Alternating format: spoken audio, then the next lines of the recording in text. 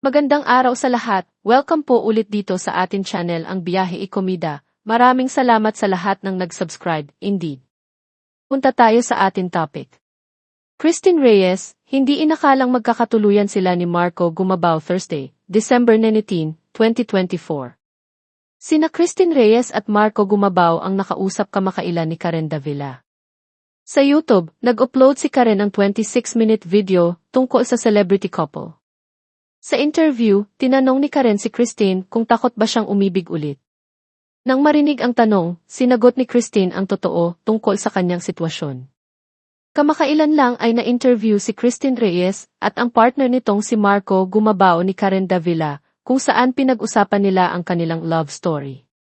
Matatandaang minsan nang ikinasal si Christine kay Ali Khatibi na pinakasalan niya noong 2016. Gayunpaman, makalipas ang 3 taon, naghiwalay ang mag-asawa, at kinumpirma ni Christine ang annulment nila ni Ali sa isang episode ng Fast Talk with Boy Abunda. Nang marinig ang tanong ni Karen, inamin ni Christine na may mga pangamba siyang umibig muli dahil nasunog na siya. May mga apprehensions yata ako kasi nasunog na ako. So, feel like right now, masyado akong very cautious. Tulad ng sinabi niya nga kanina, hindi inaasahan talaga.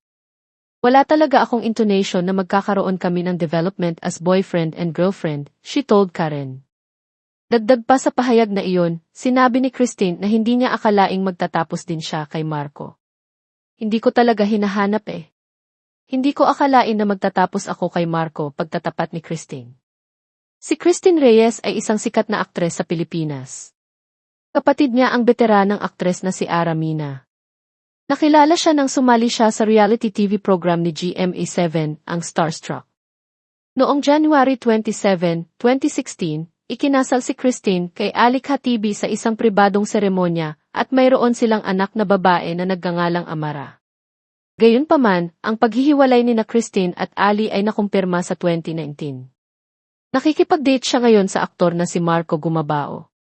Tulad ng naunang naiulat ng Kami, si Christine Reyes ang nag-quashed sa breakup rumors na nakapalibot sa kanila ni Marco Gumabao. Noong linggo, August 18, bumalik si Christine sa Instagram matapos niyang deactivate ang kanyang account na nag-aalala sa mga netizens na nag-break na sila ni Marco.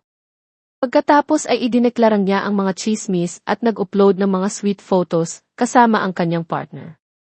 Samantala, umantig naman si Christine Reyes sa puso ng mga netizens.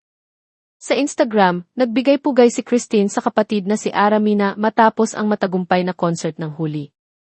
Ayon kay Christine, isa siyang proud little sister kay Ara at na-reminisce pa sa kanyang post.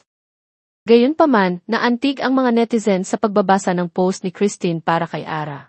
Marco and Christine, how would you describe your love story? I would say unexpected because we started working with each other 2015 Yes. sa Tubig at Langis, and I remember ate pa yung tawag ko sa kanya. Ate, But of course, I've always had a crush on her before na. How did you find each other? Naging neighbors kasi kami Yeah. during the pandemic. And then we started working out together as in every day, 8 a.m. on the dot. Lagi kami nasa BGC working out together. Tapos may isa pang third wheel sa amin. Si Jake Cuenca. So, why unexpected? Kasi it really started out as just two friends hanging out, catching up, and just really working out together. Pero hindi naman namin alam na yung feelings na pala namin yung mga workout. I think inspiring ang love story you to many people. Because number one, you were once married, no, Christine? Yeah. And did you fear falling in love again? I think I have some apprehensions because I got burnt already. So, I feel like right now masyado akong yung very cautious. So, as you said nga kanina, it was unexpected really because wala talaga akong inclination na magkakaroon kami ng development as boyfriend and girlfriend. Oo. Panoorin ang buong panayam kay Marco at Christine sa Karen Davila YouTube channel. At yan ang ating latest showbiz chika update for today. Huwag kalimutan mag-subscribe.